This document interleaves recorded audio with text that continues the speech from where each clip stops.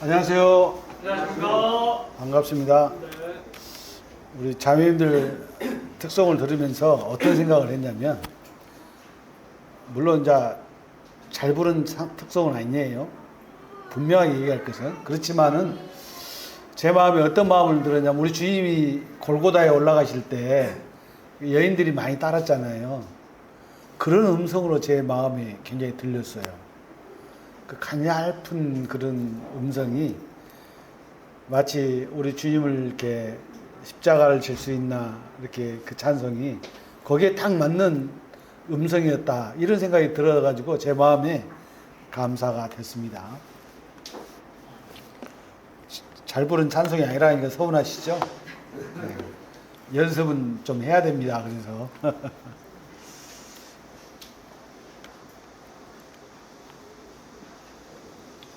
오늘 이 사진은, 이 사파는 우리 8월달 달려 사파입니다. 모든 것을 풍성하게 채우시는 하나님의 은혜에 대한 말씀이 이 빌립보서 4장 19절에 기록되어 있는데요. 우리 그거 한번 더 보고 넘어가야 되겠죠. 빌립보서 4장 19절 보겠습니다. 같이 시작. 나의 하나님이 그리스도 예수 안에서 영광 가운데 그 풍성한 대로 너희 모든 쓸 것을 채우시리라.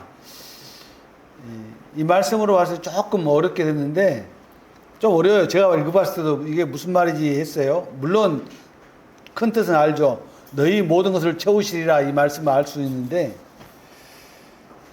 뭘로 어떠한 것으로 채우는가, 이게 굉장히 중요하거든요. 이 표준 세번역을 보니까, 나의 하나님께서 자기의 풍성하심을 따라 그리스도 예수 안에 있는 영광으로, 그리스도 예수 안에 있는 영광으로 여러분에게 필요한 것을 모두 채워주실 것입니다. 이렇게 표준 세번역 성경에서는 번역을 해놨어요. 더 밑에 말씀이 훨씬 더 마음에 와닿죠. 그리스도 예수 안에 있는 영광으로 우리를 채우신답니다. 감사가 되는 것입니다. 이번 호남 학생 캠프를 다녀오면서 그 호남 학생 캠프의 주제가 청소년과 대중문화였습니다. 청소년에게 이제 중학생부터 이렇게 고등학생들까지 오니까 청소년이죠. 그들이 대하는 대중문화에 대한 주제였었는데, 주제 말씀을 들으면서 가장 귀에 들어오는 단어가 있었어요. 그 단어는 무슨 단어였냐면 중독이라는 단어였습니다. 중독. 많은 사람들이 이 세상에서 무엇인가에 중독이 되어 있다는 것입니다. 중독이라는 한자를 보면 이렇게 써요.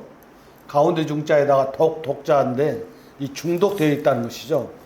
특히 청소년들은 제가 이렇게 반을 맡아서 얘기해 보니까 게임에 많이 중독되어 있다는 것을 알게 됐어요.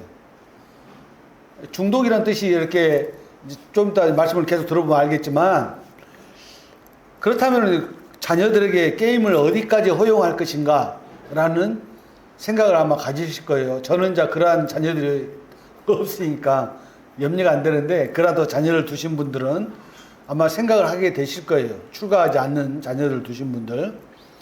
자, 청소년뿐만 아니라 그렇다면 어른들은 어떻습니까? 어른들도 일상생활에 무엇인가 중독되지 않나요? 저도 그런 경험을 한 적이 있기 때문에 제가 말씀을 드리는 겁니다. 그러면 어떤 상태가 되어야 중독되었다, 이렇게 말할 수 있는가? 중독이 무엇인지 그 네이버 사전에서 제가 이제 찾아봤어요. 사람의 몸이 어떤 음식물이나 약물의 독성에 의해 기능 장애를 일으키는 상태를 중독이라고 합니다. 그리고 술이나 마약 따위를 지나치게 복용한 결과 그것 없이는 견디지 못하는 병적인 상태를 또 중독이라고 그래요. 그리고 또 어떤 사상이나 사물에 젖어버려 가지고 정상적으로 사물을 판단할 수 없는 상태, 이건 이제 생각을 지배하는 것이잖아요. 그럴 때 이러한 것을 중독이라고 말한다. 이렇게 되어 있습니다.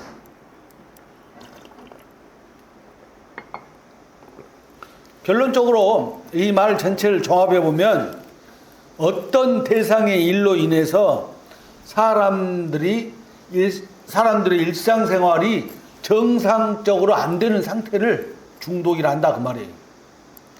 정상적인 생활이 있는데 그 정상적인 생활이 안 되는 거예요. 그러면 그 사람은 무엇인가 중독이 되어 있다 이렇게 말하는 것입니다. 그래서 이번 학생 캠프에서 이것을 청소년들에게만 적용할 것이 아니라 또 그리스도인들에게 적용할 경우에 이거예요. 어떤 대상의 일로 인해서 그리스도인으로서 영적 생활이 안 되는 상태를 무슨 중독? 영적 중독이라고 이렇게 표현을 하시더라고요. 그 강사 형제님께서 영적 중독이다. 우리가 영적인 신앙생활을 하지 못하는 것은 무엇인가에 의해서 영적 신앙생활을 하지 못하기 때문에 그것을 영적 중독이라 정의를 했습니다. 이처럼 사람들이 무엇인가에 중독되기 시작하면 사람으로서 본연의 어떤 역할이나 자세를 잊어버리게 돼요. 점차적으로. 처음에는 그렇지 않겠죠. 근데 점차 이게 중독되다 보면은 잊어버리게 돼요. 그래서 내가 뭘 했는지도 모르는 거예요, 나중에는. 결국 중독이 병적으로 심해지면 그 인생은 파멸까지 이르게 된다는 것입니다. 그러면 어떤 종류의 중독이 있을까? 한번 이렇게 그 책자에 우리 학생들 캠프 책자에 나온 내용이에요. 우리가 뉴스에서도 쉽게 접할 수 있는 알코올 중독. 저는 이 알코올 중독에 벗어난 사람입니다. 46년 전에. 그 다음에 약물 중독. 약물 중독 많아요. 요즘 뉴스거리죠. 그 다음에 도박 중독.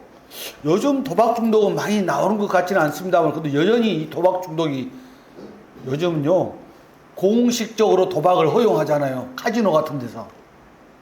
아주 폐가 망신하는 사람들이 많아요. 그 다음에 요즘 세대에서 나타나는 중독의 유형으로는 게임 중독, 그 다음에 음란물 중독.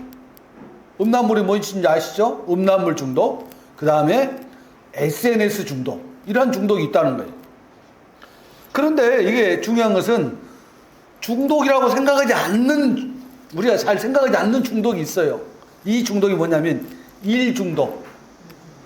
일을 열심히 하니까 이것은 중독이 아니야. 나는 해야 할 일을 할 뿐이야 라고 말하는 것이 일 중독이라는 거예요. 그 다음에 TV 중독. 여러분들 한번 잘 생각해 보셔야 돼요.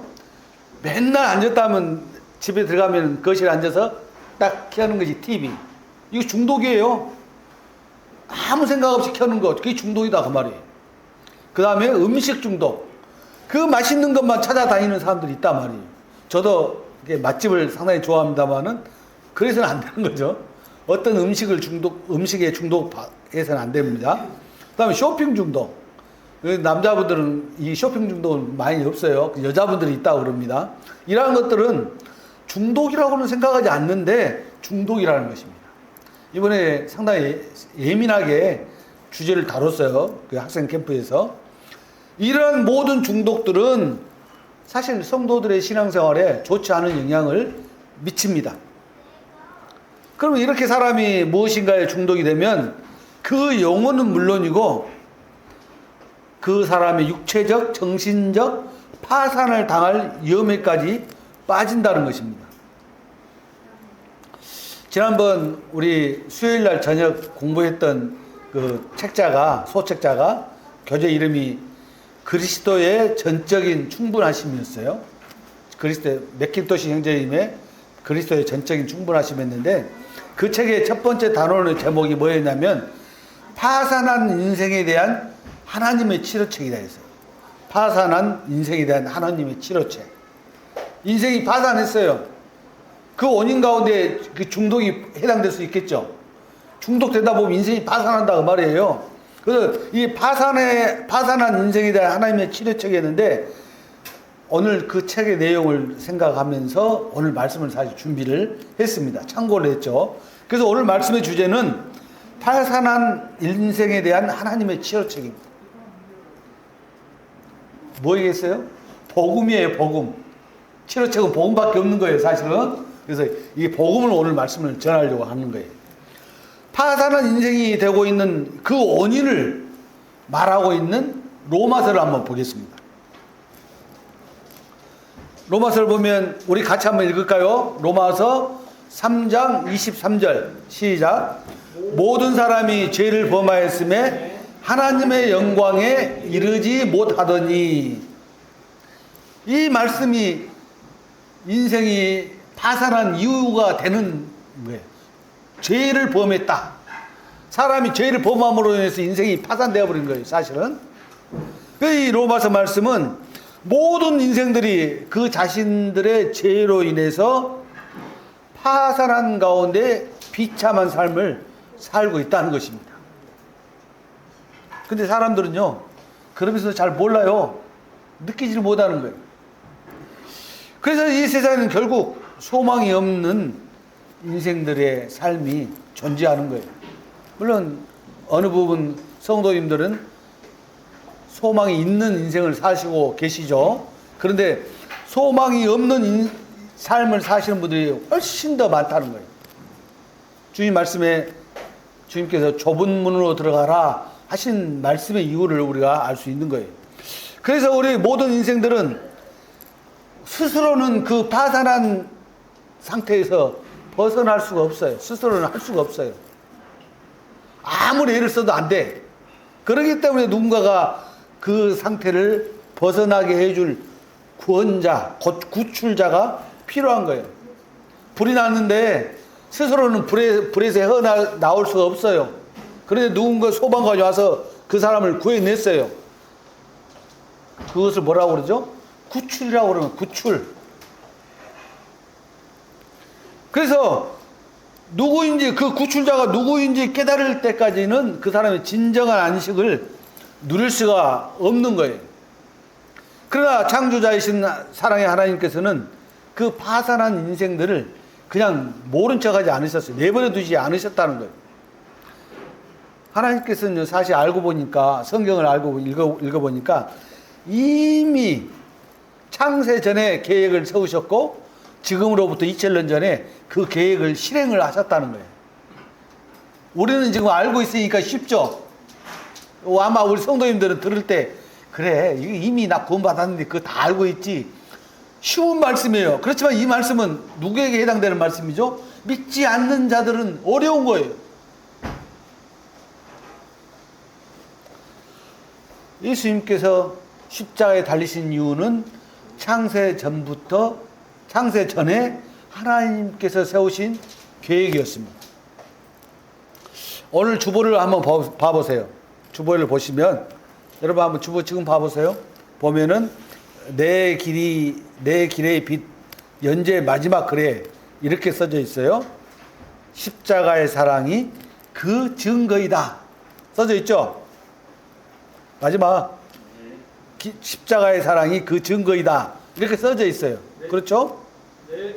아무튼 이 파산한 인생에 대한 하나님의 구출 계획은 인생을 창조하기 전부터 세워놓으셨다는 거예요.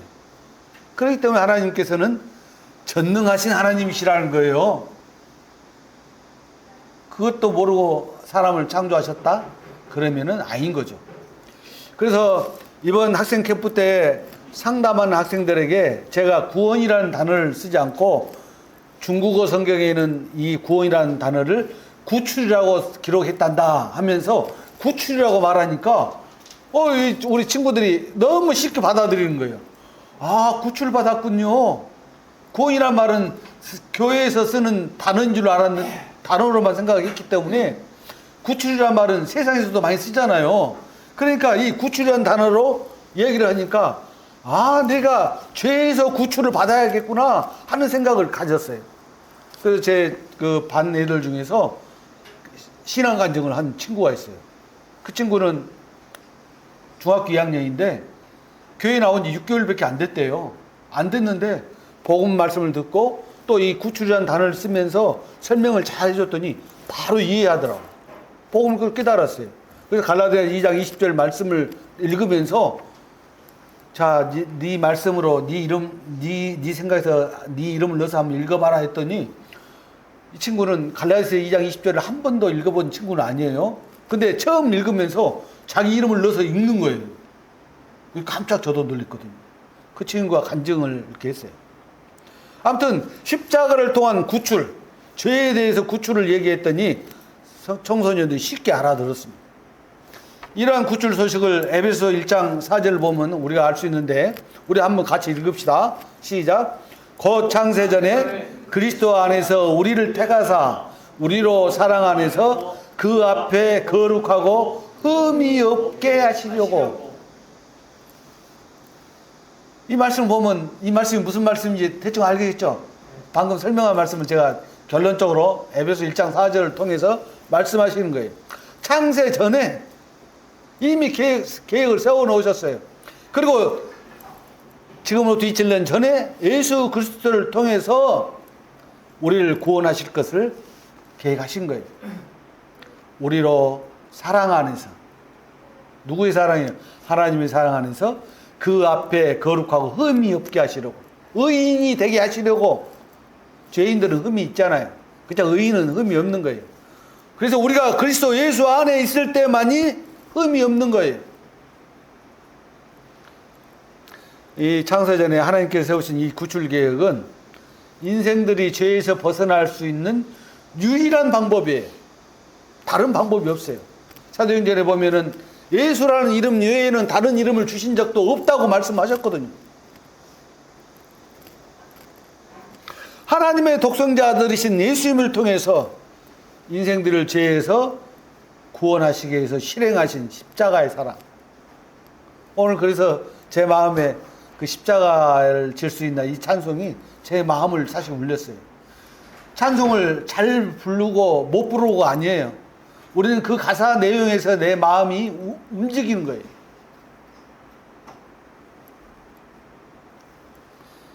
그래서 예수님께서는 요한복음에서 이렇게 말씀을 하셨습니다. 우리가 잘 아는 말씀이요. 시작. 예수께서 이르시되 내가 곧 길이요 진리요 생명이니 나로 말미암지 않고는 아버지께로 올 자가 없느니라. 이 구출에 대한 하나님의 구출 계획은 사실 매우 단순해요. 소방관이 불난 현장에 들어가가지고 사람이 곧 위험에 빠져 있는데 이걸 물어보겠어요? 어떤 방법을 어떻게 하겠어요? 무조건 데리고 나와야 될 거 아니에요. 그런데 당신 집이 어디요? 당신 몇 살이요? 당신은 뭐 아버지가 누구요? 이렇게 물어보지 않잖아요. 다시 말하면 구출한다는 그런 의미는 단순한 거라 그 말이에요. 그 사람을 빨리 구출해야 돼 살잖아요. 그래서 하나님의 방법도 단순해요. 믿으니, 아브라함에 대해서 말씀하실 때 아브라함이 하나님을 믿으니 의로 여기셨더라 이 말씀이거든요. 믿음만이, 예수 그리스도를 믿는 믿음만이 그 사람을 죄에서 구출해 줄 수가 있는 거예요. 그래서 이 온 인류를 구출하시고자 하시는 하나님의 이 계획은요 엄청난 진리예요. 너무 쉬우면서도 엄청난 진리다 그 말이에요. 그 사람들은 그걸 깨닫지 않아요. 깨닫지를 않아요. 깨닫지를 못한 게 아니라 안 해. 왜? 이 세상이 너무 좋으니까. 모든 인생들이 죄악으로 인해 죽게 되었고 그 죄를 스스로는 해결할 수 없는 절망적인 가운데 있다는 사실 자기 자신이 간절하게 깨달을 때 사실 회개가 나오는 거예요. 사실 그렇지 않으면요 사람들은요 어디 가다가 거저 얻어먹은 떡처럼 생각을 해요. 구원을. 그게 아니에요. 사실은요 회개라는 것이 우리가 구원받기 위한 회개. 다시 말하면 지금 불 속에서 갇혀서 지금 나를, 그 사람은 누구의, 자기 스스로는 나갈 수 없잖아요. 불 속에 갇혀 있는 사람이 그러면 뭘 기다리겠어요? 나를 구출해 줄 사람이 오기만 간절히 기다릴 거 아니에요. 그런 간절한 마음이 회개인 거예요, 사실은. 그런 회개하는 마음, 간절히 회개하는 마음이 없이 구원받았다고 이렇게 입으로 고백하는 것은요 위선일 수가 있어요.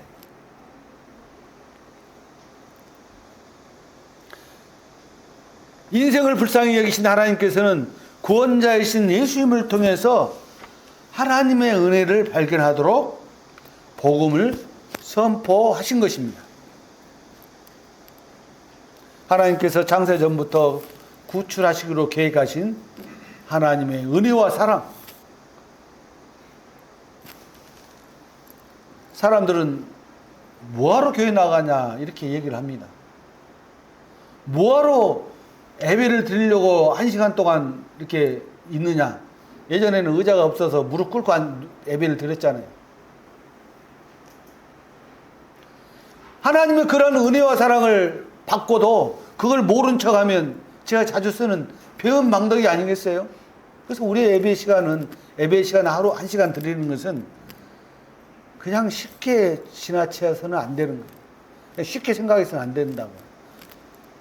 영과 진리로 예배할 자를 찾는다고 주님은 말씀하십니다. 아무튼 우리가 이 하나님의 은혜와 사랑을 발견하기까지는 우리 모든 인생들은요, 슬픔과 고통이 있어요. 뭐 아무리 잘 산다 할지라도, 명예가 높다 할지라도 슬픔과 고통이 다 있는 것입니다. 누구에게나. 이러한 슬픔과 고통으로 무거운 짐이 되었을 때 하나님께서는 모든 인생들이 이 은혜의 복음을 깨달을 때까지 성령 하나님께서 역사하시는 거예요. 그 사람의 마음을 놓고 하시는 거예요. 야, 너 네 스스로 잘해 나갈 수 있느냐? 사람이 네라고 대답할 수가 없는 거예요, 사실은. 아무리 이 세상에 잘난 사람이라 할지라도. 왜요? 우리가 처음에 말씀드린 모든 사람이 죄를 범하였음에 하나님의 영광에 이르지 못하더니라는 말씀을 봤을 때 우리는 결코 스스로는 해결할 수 있는 죄의 문제가 아니에요. 성령께서 인생들의 양심의 역사를 해야만이 그가 깨달은 거예요. 제가 구원받을 때를 생각하니까 제 양심에서 역사하셨어요, 하나님. 야, 너 상품으로 탄 그 돈 가지고 술 사 먹어? 그런 양심을 놓고 했다니까요.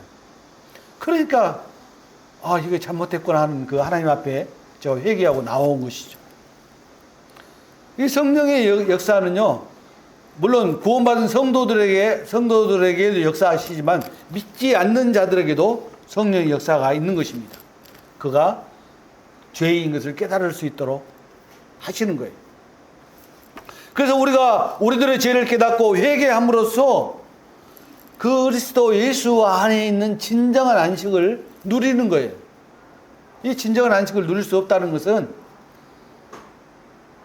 사실 뭐 감정이 메말랐다고도 할 수도 있는데 아무튼 구원받지 못한 사람일 수도 있다는 거죠.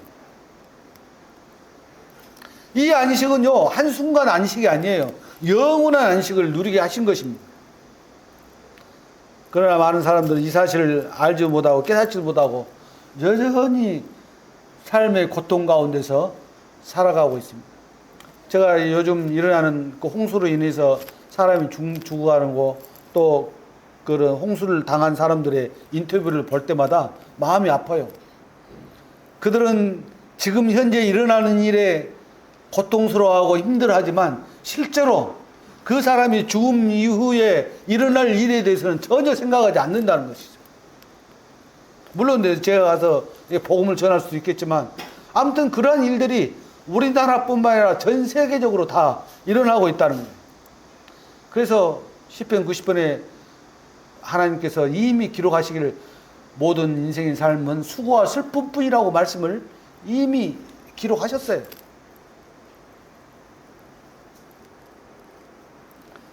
아직도 여전히 그 삶의 고통을 느끼면서 살아오고 있습니다.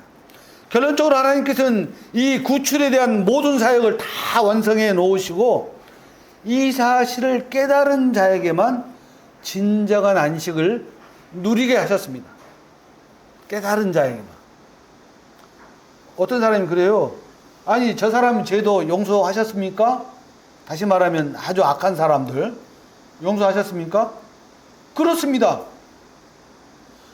하나님께서 용서하신 죄는 이 온 인류, 아담으로부터 시작해서 마지막 태어날 인류 모든 사람의 죄를 다 용서하셨어요. 다 해결해 놓으셨어요. 그 사실을 깨달은 자만이 영원한 안식을 누리는 것입니다. 영원한 소망 가운데 살아갈 수가 있는 것입니다. 그렇다면 왜 사람들은 이 은혜의 복음을 깨닫지 못할까요?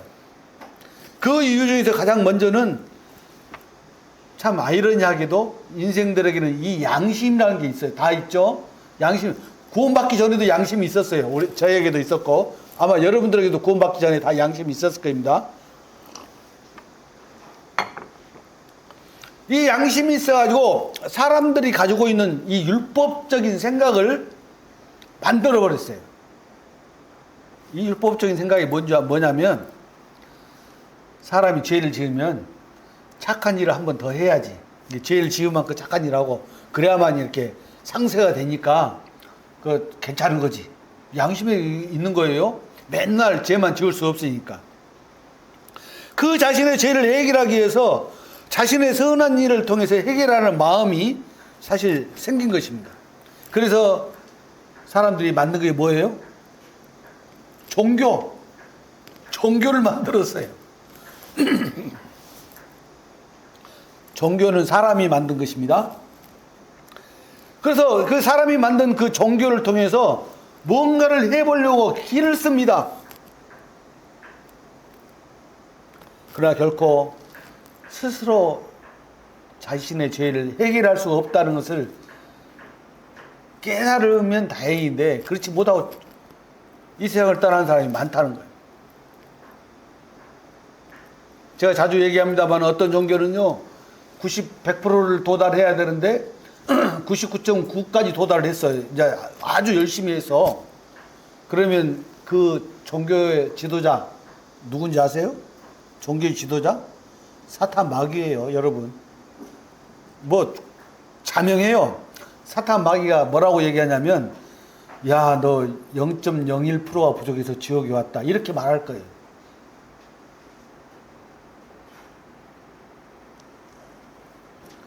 사람이 만든 종교로서는 결코 인생이 제삼을 얻을 수가 없는 거예요. 그런데도 사람은 그런 양심이 있어가지고 조금은 양심의 발로에 의해서 그렇게 하는 행동을 보입니다. 그렇지만 그 율법은요, 그 자기가 만든 그 율법은 양심에서 죄를 깨닫게 할 뿐이에요. 왜냐하면 그 사람이 내가 이거 잘못했구라는 것을 깨달았기 때문에 선한 일을 하려고 한 거 아니에요? 그래서 성경은 이렇게 선언하고 있습니다. 같이 읽을게요. 시작. 그러므로 율법의 행위로 그의 앞에 의롭다 하심을 얻을 육체가 없나니 율법으로는 죄를 깨달음이니라. 그 율법으로는 죄를 깨달은 것밖에 없어요. 그 율법이 우리를 낫게 해주거나 우리를 뭐 이렇게 개선시켜주거나 또 의롭게 해줄 수가 없다는 거죠. 그리고 또 하나는 어떤 사람들은요 자신의 자만심 때문에 깨닫지 못합니다. 자만심. 이처럼 병들어 있는 사람들의 자만심은요 어떤 상태냐면 자기 중심적이에요. 자기가 생각해서 옳으면 옳고 아니면 아니고 다른 사람의 말은 안 들어요. 자기 생각이 가장 중요한 거예요. 자신만이 옳다고 생각하고 있는 거예요. 그래서 그 사람들은 자기 중심적인 기준이 있어서 죄를 지어도요 자신은 용납합니다. 자기 자신을 용납해요. 죄를 지어도. 그렇지만 다른 사람이 죄를 지을 때는 손가락질을 해요. 저래서는 안 된다 하면서. 이상하죠? 별로 좋지 않은 사자성어가 있는데 저는 그 말을 안 쓰겠어요. 자기는 옳고 남은 그르다? 옳지 않잖아요.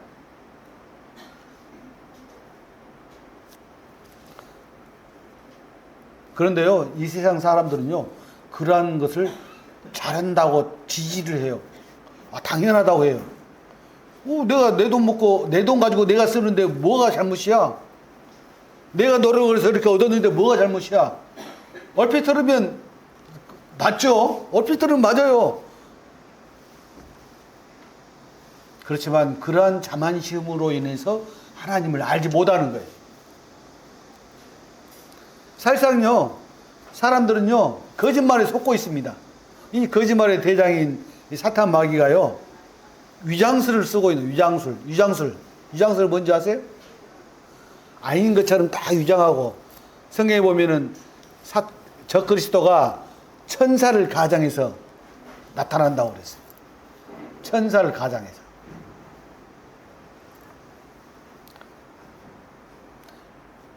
인생을 속이는 거짓말쟁이인 사탄 마귀의 기본적인 전략이 그 자기 중심적인 생각이에요. 나는 그래. 내 생각은 옳아. 내 말이 왜 틀렸다고 말하는 거야? 자녀들도 그런 생각을 하죠. 부모들이 뭐라고 하면은 듣기 싫어서 왜 내가 틀렸어? 왜 내 마음대로 못하게 하는 행동을 할 수가 있는 거예요. 자기 중심을 가지고 말하니까 그렇습니다. 그런데도 그 사실을 모르는 사람들은요, 자신의 생각대로 살아가는 것이 최고라고 이제 생각을 많이 합니다. 물론 이제 양심에 따라서 그렇지 않은 사람도 있죠. 그렇지만 사람들은요, 거기에 익숙해져 있어요.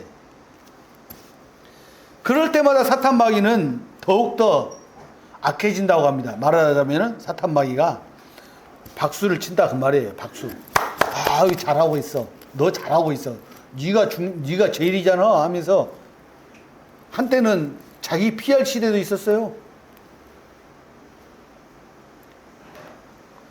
디모데후서 보니까 악한 사람들과 속이는 자들은 더욱 악하여져서 속이기도 하고 속기도 한다.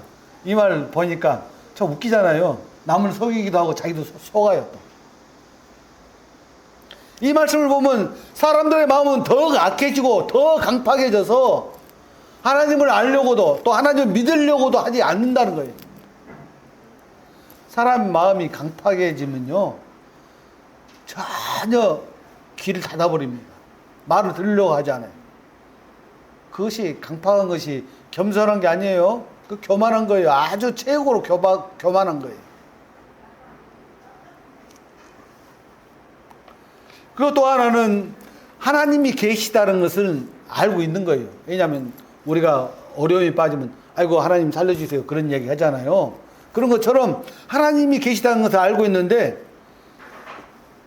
이 세상이 좋으니까, 다시 말하면 이 세상에 즐길 것이 많으니까 믿으려면 지금 믿으면 안 되고 천천히 믿겠다 하는 사람들이 있어요. 말하자면 심각하게는 죽기 전에 내가 믿으면 되지 하는 사람들이 있다니까요. 제가 아주 오래전 얘기인데 그 이야기를 들은 적이 있어요. 그 사람이 정말로 하나님의 계시인지를 진짜 알고 있는지는 모르겠어요. 그렇지만은 죽기 전에만 믿으면 된다는 그런 복음을 이제 사실 그건 사실이에요. 복음이 성경에 보면 한번 회개하면 되는 거예요. 어느 때가 될지는 모르겠지만, 그렇지만은 그때를 누가 알아요? 왜 모르냐? 이 세상 권세는 누가 잡고 있죠? 사탄 마귀가 권세를 잡고 있기 때문에 하나님을 믿는 것을 적극적으로 방해를 합니다. 사탄 마귀는. 그게 목적이에요. 하나님을 못 믿게 하잖아요. 그래서 진화론을 가져왔고, 요즘은 뭘 가져왔어요? 스포츠에 열광을 하거든요. 가져와서 하나님을 못 믿게 해요. 이 하나님을 믿는 것을 적극적으로 방해하기 때문에 사실 자기 원하는 때 하나님 믿을 수가 없어요. 그러니까 어떻게 해야 된다고요? 복음을 들었을 때 즉시 믿어야 되는 거예요. 다시 말하면 어떤 사람이 자기 앞길을 몰라요. 그냥 아는 것처럼 나 조금 교회 좀 다녀보고 아니면 조금 더 있다가 미루는 것은요, 바보 뒤에 천치들이 하는 일이에요. 사람의 인생은 알 수가 없거든요. 제가 이번에 중학교 2학년들 모아놓고 말하겠냐면, 야, 네가 더 오래 살 것 같냐, 내가 더 오래 살 것 같냐, 그러니까 똑똑한 애가 뭐라고 그래 얘기했냐면, 그거 몰라요. 선생님이 몇 살처럼 보이냐 했더니 한 60대처럼 보인대요. 그래서 고맙다. 선생님이 지금 한 살만 더 먹으면 70이거든. 그러면서 이야기를 하니까 똑똑하니 말하더라고. 선생님이 나이가 많이 드셨어도 자기가 더 먼저 죽을 수가 있대. 그럼 어떻게 해야 되겠냐 이렇게 물어보니까 복음을 들을 때 빨리 믿어야겠다는 이야기를 했어요. 사람들이 자신이 원하는 때 하나님 앞에 회개의 시간을 갖는다는 것은 사실 불가능합니다. 에베소서에 이런 말씀 있죠. 그때 너희는 그 가운데 행하여 이 세상 풍조를 따르고 공중의 권세 잡은 자를 따랐으니 곧 지금 불순종의 아들들 가운데서 역사하는 영이라. 그래서 사람들은요, 사탄의 속임수에 빠져나오기가 힘들어요. 예를 들어서 어떤 복음을 들을 시간을 가졌어요. 그러면은 잘 들었다. 이거 잘하고 있네 하면서, 그렇지만 오늘 많이 들었으니까 다음번에 좀 쉬어. 이렇게 유혹하는 거예요. 그러면 한 주일 동안 어떤 일이 일어날지 모르잖아요, 우리는. 다음에는 쉬어. 이번엔 다음에 쉬어. 그 말이 아주 정상적인 말처럼 들리죠? 물론 피곤하니까 쉬어야겠죠? 그렇지만 그렇지 않은 거예요. 이 복음의 문제, 곧 구원의 문제만큼은 한시가 급하다는 것입니다. 그 사탄 마귀에서 거짓 속임수에 속아서 사람들은 그렇게 뒤로 미루고 있어요. 조금 있다가 내 살만하면, 내 지금 바쁘니까 안 돼, 이렇게 말합니다. 결국 사람들은 육체의 욕심이 눈을 가려서 하나님 알기를 주저하는 것입니다.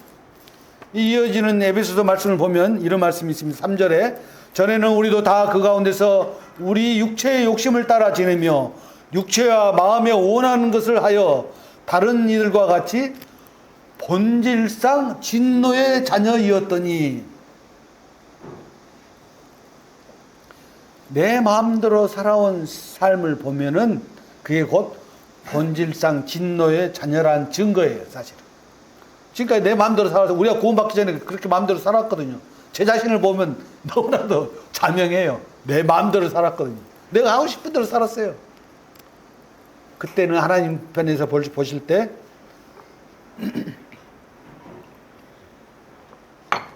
본질상 진노의 자녀였던 거예요. 사탄 마귀가 우리의 눈을 가려버린 거예요. 귀를 막아버린 거예요. 그래서 하나님께서 어떠한 분이시며 구원자이신 예수님께서 어떠한 일을 우리를 위해서 십자가에서 2000년 전에 하셨는지를 못 듣게 하고 못 보게 하는 거예요.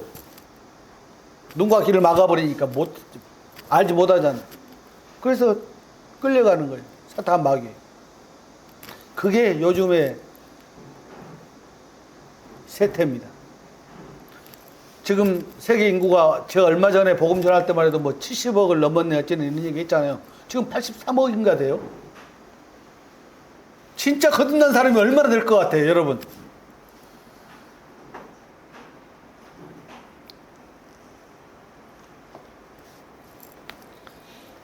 사탄 마귀는요, 엄청난 방해를 하고 있어요. 하나님을 믿지 못하도록. 제가 자주 말씀드리거든요. 이 지옥을 사람을 보내기 위해서 만든 지옥이 아니고 반역한 사탄 마귀를 보내기 위해서 만든 지옥에 뭣도 모르고 그렇게 끌려가는 거예요. 끌려가는 거예요.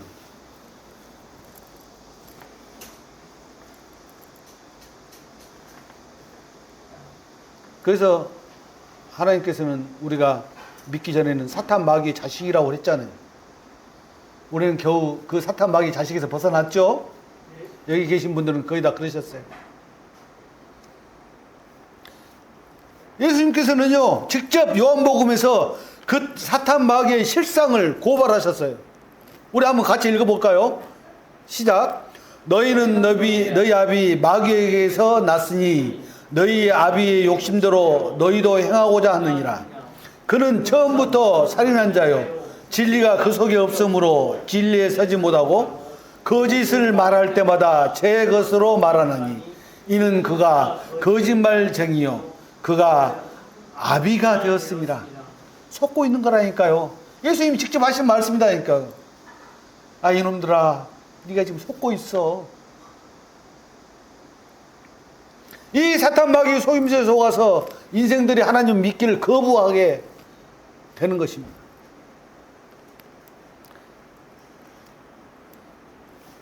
그래서 45절을 보니까 믿기를 거부하는 사람들에 대해서 말씀하셨습니다. 내가 진리를 말함으로 너희가 나를 믿지 아니하는도다. 예수님께서 직접 하신 말씀이에요.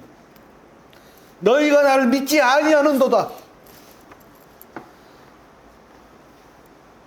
그렇지만 예수님께서는 모든 인생들이 선택할 길에 대해서 말씀하시길 뭐라고 말씀하셨냐면 조금 전에 제가 83억이라는 인구를 말씀드렸잖아요.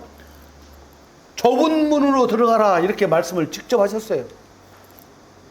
심지어는요 예수님의 제자들이 구원받을 사람들이 많습니까 적습니까 물어봤을 때도 이 말씀을 하신 거예요.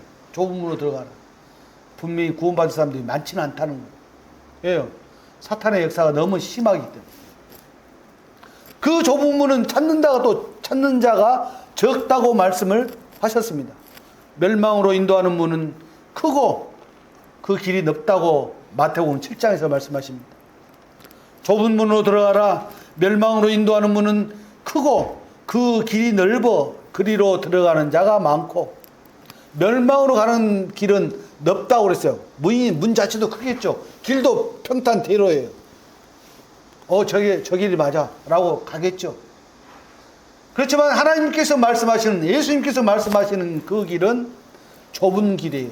그 좁은 길을 통과하면요 길이 협착해서 힘들어요. 가기가 힘들어요.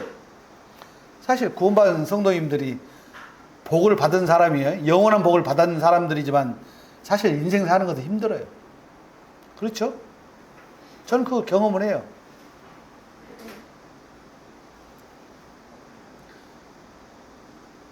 하루하루 살아가는 것이 사실 힘들다고요. 물론 우리 아직 사회생활을 많이 안 해보신 우리 젊으신 분들은 잘 모를 거예요. 회사에서는 회사 문제, 또 학교에서는 학교 문제, 가정에서는 가정 문제, 여러 가지 어려운 문제가 이렇게 산적해 있습니다. 그 14절에서 보면은 생명으로 인도하는 문은 좁고 길이 협착하여 찾는 이가 적다. 협착하다 말은 비좁다는 그런 뜻이죠. 그러나 하나님께서는 그분 자체가 사랑이십니다. 하나님은 사랑이 많으시죠? 그 말은 정답이 아니에요. 그 말은 90%밖에 안 돼요. 하나님은 사랑이시다가 하나님은 사랑이 많으시죠? 그 말은 정답이 아니다 그 말이에요. 근데 하나님 그분 자체가 사랑이세요. 그것이 100% 정답이에요. 오늘 우리 예배 시간에 어떤 형제님이 그 말씀을 읽으신 것 같아요. 하나님은 사랑이시다 말씀. 하나님께서는 그분 자체가 사랑이시기 때문에 우리에게 이런 말씀을 하시고 계십니다. 하나님은 모든 사람이 구원을 받으며 진리를 아는 데 이르기를 원하시느니라. 조금 전에 제가 진리가 쉽다고 했어요? 어렵다고 그랬어요? 쉽다고 그랬어요. 이 진리가 어렵다면 어느 누구도 하나님 앞에 나아갈 자가 없는 것입니다. 이 진리가 쉽기 때문에 우리는 주님 말씀에 거저 주었다고 말씀하셔요. 오늘 지광현 형제님 북한에 송출된 그 방송에도 그게 그 말씀이 나와요. 한번 들어보시고 이 말씀을 또 하셨구나 이렇게 생각을 하세요. 그리고 요한복음에서는 우리가 잘 아는 말씀이죠. 하나님이 세상을 이처럼 사랑하사 독생자를 주셨으니 이는 그를 믿는 자마다 멸망하지 않고 영생을 얻게 하려 하심이라. 이 말씀은 너무 귀가 박히도록 들은 말씀이잖아요. 이 말씀이 엄청난 말씀이에요. 사실은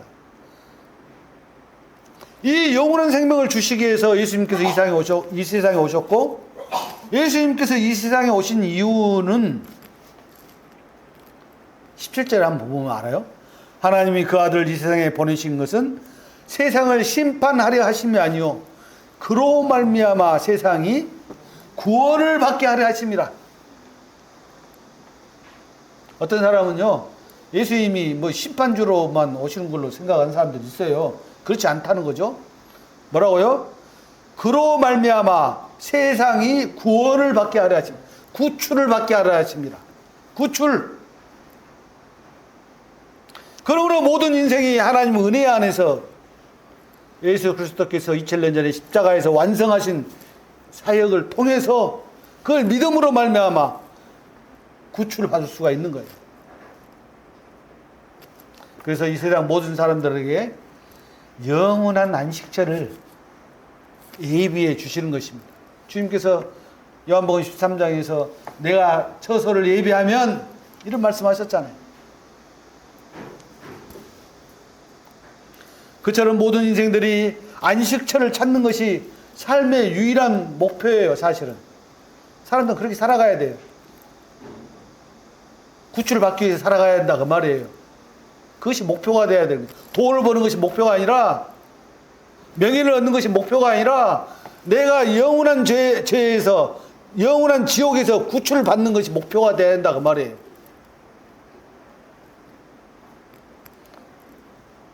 모든 인생들이 그러한 안식처를 찾는 것이 삶의 유일한 목표가 되어야 하는 거예요. 천국 소망이 있어야 된다는 것이죠. 그 목표를 찾은 후에는 하나님께서는 우리에게 안식을 누리게 하시는 것입니다. 비록 이 세상에 제가 힘들게 살다 할지라도 우리는 천국 소망이 있어요. 우리가 비록 지금 세상에서는 힘들게 어렵게 산다 할지라도 우리에게는 천국 소망이 있다는 거예요.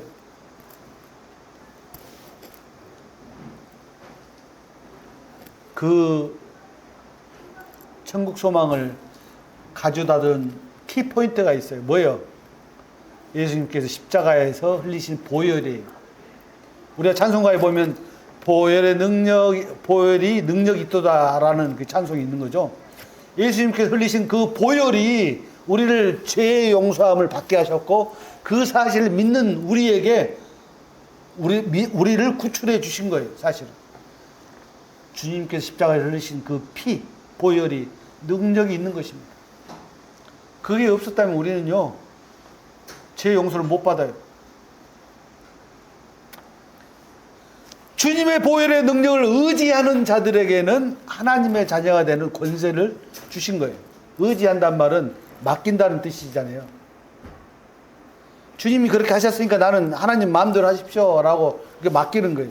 그래서 갈라디아서 2장 20절 보면 내가 그리스도와 함께 십자가에 못 박혔나니 그런즉 이제는 내가 사는 것이 아니요 내 안에 하나님께서 사시는 것이라.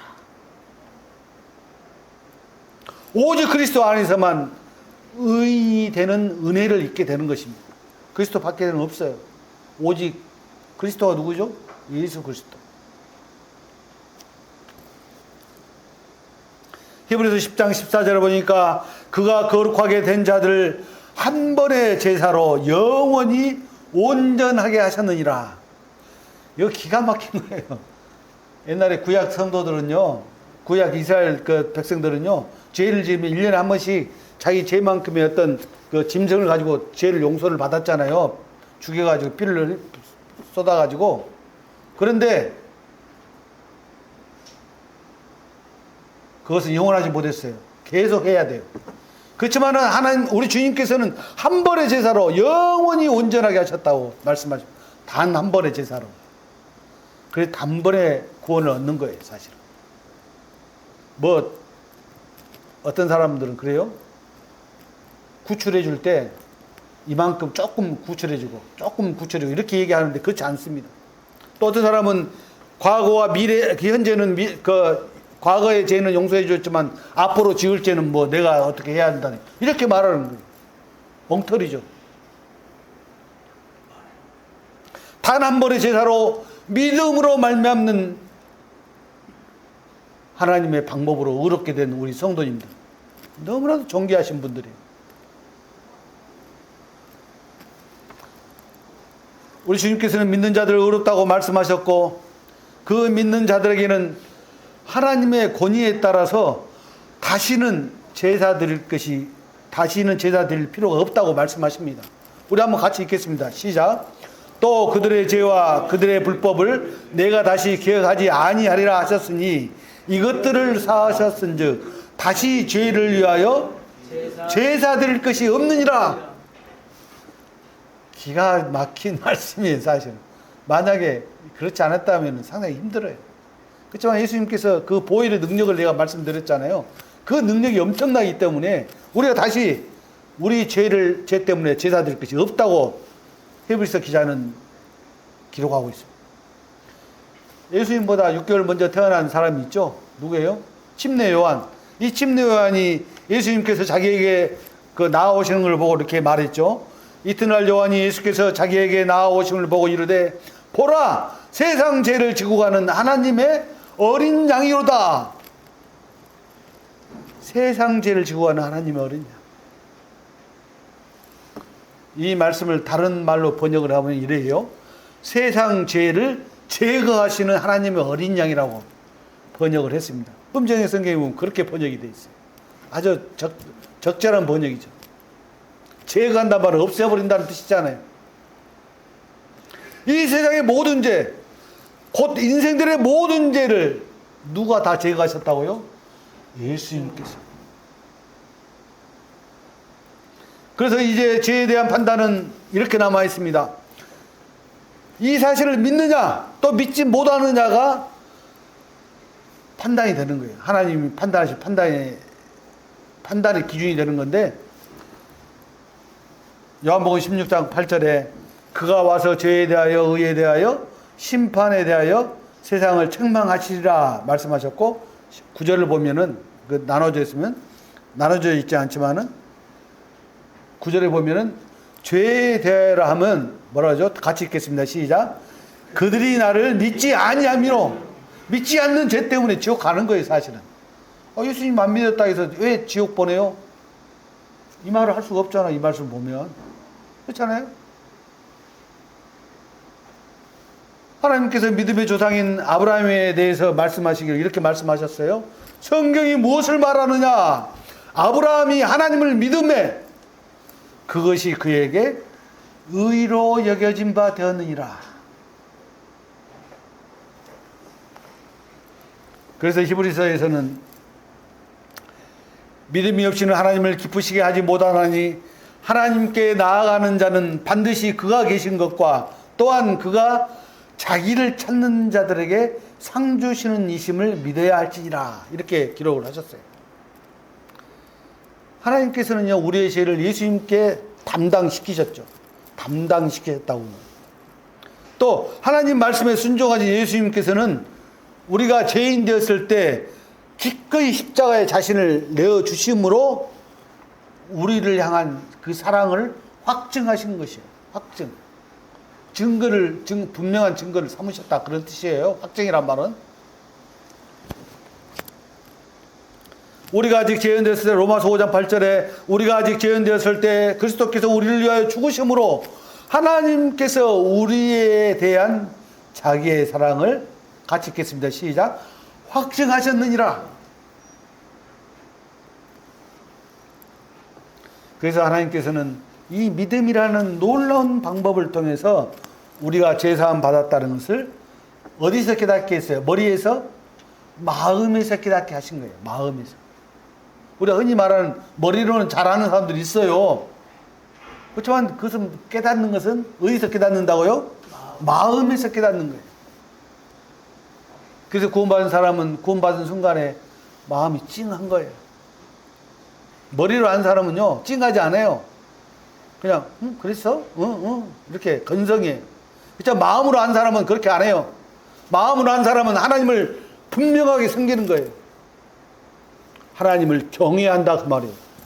경외한다 말은 무슨 말이죠? 두려움과 떨림으로 하나님 앞에 나아가는 것을 경외한다고 말하는 거예요. 우리 예배를 드릴 때도 그렇게 해야 되는 거예요.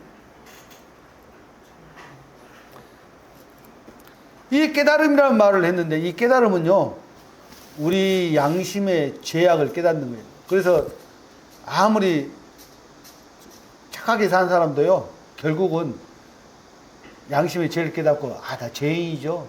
어떻게 죄 안 짓고 산다요? 이렇게 말을 해요.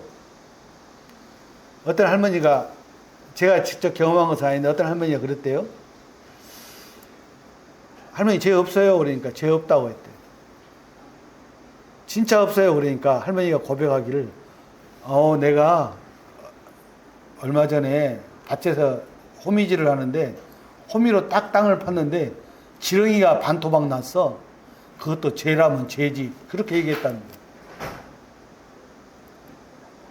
사실 로마서 1장을 보면요, 죄에 대한 것을 이야기하면요, 바로 죄인이 드러나요.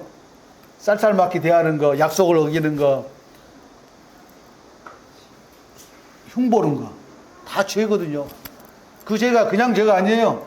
사형에 해당되는 죄예요. 또 사형에 해당되는 그 죄를 지은 사람을 그래 잘했어 라고 박수치는 것도 사형에 해당된다고 그랬어요. 하나님은 너무 거룩하시기 때문에 그러한 것을 두고 못 보시는 거예요, 사실은. 그래서 히브리서 기자는 같이 읽겠습니다. 시작.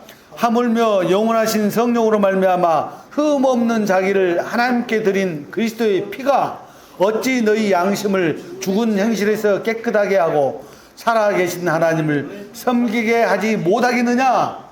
못하겠느냐 말은 섬기게 할 수 있다는 뜻이잖아요. 그렇죠? 자기 양심을 속이는 자들은요, 사실 하나님을 속이는 자들이에요. 하나님을 속일 수 없어요. 또 양심을 따라 하나님을 섬기고자 하는 사람들에게는 자기가 죄인인 것을 깨닫게 하시는 것입니다.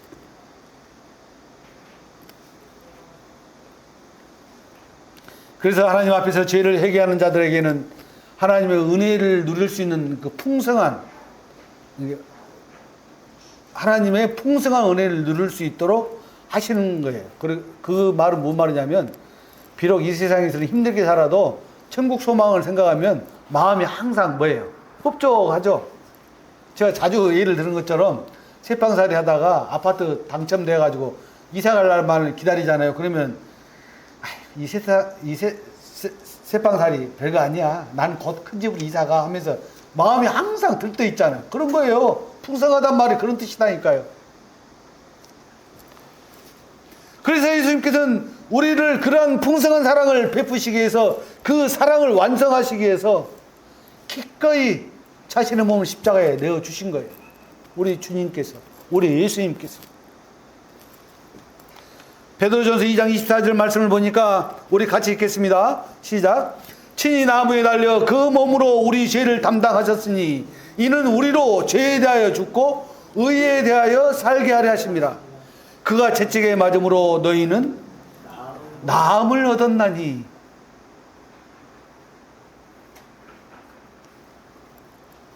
사실 그 은혜가요, 예수님께서 요한복음 19장 30절에서 다 이루었다, 다 완성했다, 다 계산 끝냈다라는 그 선언으로 끝난 거예요. 사실은 2000년 전에 우리는 그 사실을 믿음으로 말미암아 구원을 얻는, 구출을 받은 사람들이 된 것이고, 예수님께서 십자가에서 그 죄값을 다 계산 끝냈다는 그런 뜻이에요. 우리들의 죄값. 예수님의 죄값 아니에요. 예수님은 죄가 없으신 분이셨거든요. 의인으로서 불의한 자를 대신하셨다고 말씀하셨어요.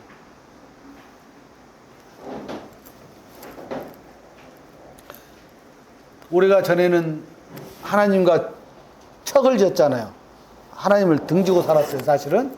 그런데 우리가 예수님의 그 보혈로 말미암아서 하나님과 화목하게 된 거예요.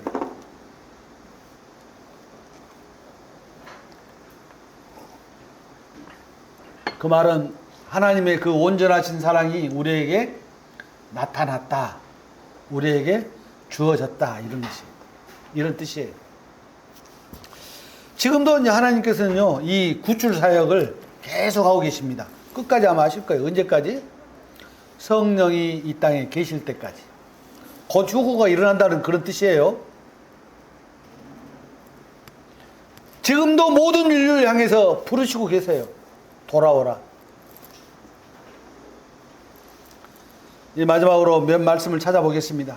우리 같이 읽고 몇 말씀인데요. 보겠습니다. 로마서 3장 23절 시작.